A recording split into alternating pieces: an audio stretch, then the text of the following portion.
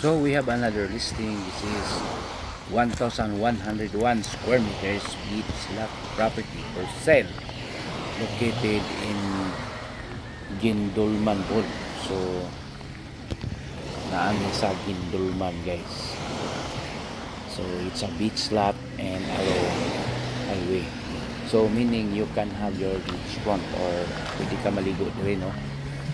Then you can add me at my Facebook account or Messenger. Then this is also along National Highway.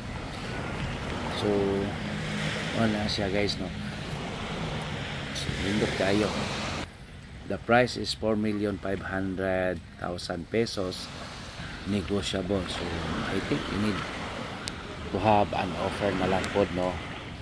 Then Gindulman is near to Anda, kung gusto dyan ng White Sand beaches. Kay kini magod kanang black sand o sa black nga may pagkaputi gamay beaches. Murag black si gamay nga, murag puti o gamay. So mao na siya, guys. The good thing here is pinataas siya ay mga highway. Kita na to sa map, no? Ito yung attach.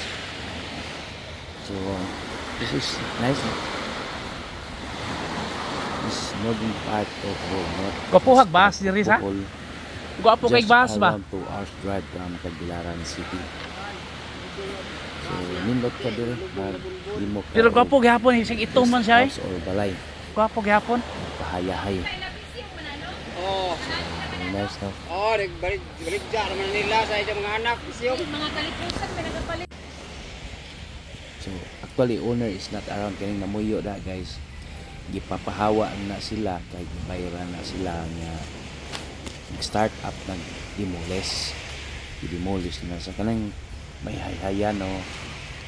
Kanang gibutang nga mga sinina, no? Gihay-hay ano siya nga property, tubangan ani ni mga pampot, temporarily park lang na sila.